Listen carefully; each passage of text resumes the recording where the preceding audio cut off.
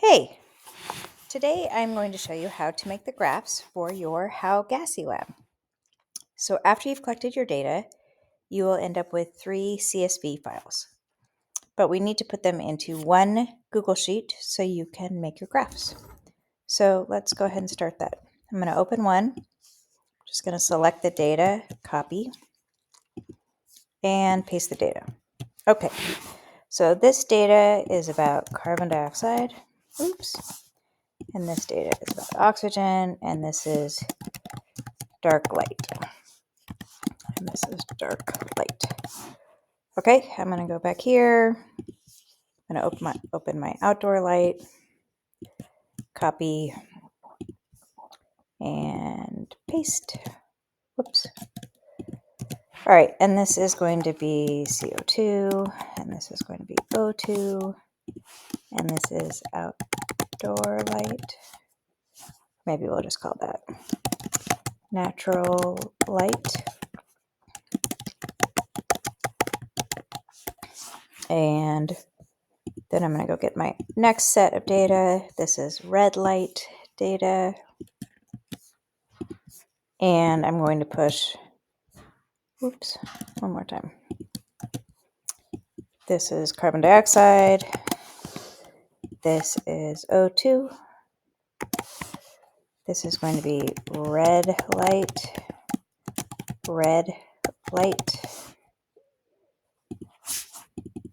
GHT. Okay, so now, so we can make sure we can differentiate the data later, I'm going to go ahead and highlight this data to be, green for natural light. And I'm going to highlight this data to be red for red light. Ooh, not like that. Like that. Okay. So now I want to make one graph with all my carbon dioxide data and one graph with all my oxygen data. So I'm going to take all of my carbon dioxide data and put it into one group. And then I'm going to take all of my oxygen data and put it in another group. Okay. So now I am ready to make my graph. So the first thing I'm going to do is highlight the graph that I want to make first. I'm going to do our carbon dioxide graph and do insert chart. And it's going to come up with a pretty nice looking line graph. Okay, so let's go ahead and go to customize and we'll go through these one at a time. So first we're going to go to chart and axis titles. Our chart title, we're going to call it graph 1. And then we're going to write a great title here. We're going to make sure it's in bold because that's what you need to do, and make sure it's in black. Then let's go ahead and do a horizontal title. This is just going to be time, and then make sure you write your units here. Let's go ahead and make that a little bit bigger. And let's go to the vertical axis title. Carbon dioxide concentration, and make sure you add your units. We'll make that a little bit bigger too. Okay, so now we're going to come down here into series, and we're going to set some trend lines to make things a little bit clearer.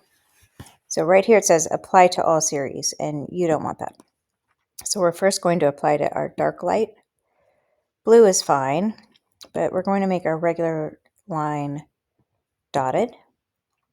And then we're going to come down here and we're going to hit trend line. And we're going to make that 100% and 4 point. Right now, you can find the slope of your line. So where it says label, you're going to say use equation. And up here, it's going to show you the slope of your dark light. This is what you're going to put on your data in your data table. So I'm going to go ahead and put that number here right now so I can put it in my data table later. 1.965. Okay. But the truth is, I don't really want it to be called the equation. So I'm just going to say use a custom title for this line, and we're going to call it trend line for dark light. Okay, that looks good. So let's go ahead and do that for all the other ones. So natural light, again, we don't want it to be red because we have red light, so that should be red. So we're going to make this green, dotted line, trend line, also green, label, use equation. That equation is going to be 0.361. Okay, go back here. That trend line, we're going to make 100% and 4 point. And the label, we're just going to write custom, so it says trend line for natural light. And then we're going to do the same thing for our red light, although we're going to make it red, dotted, trend line,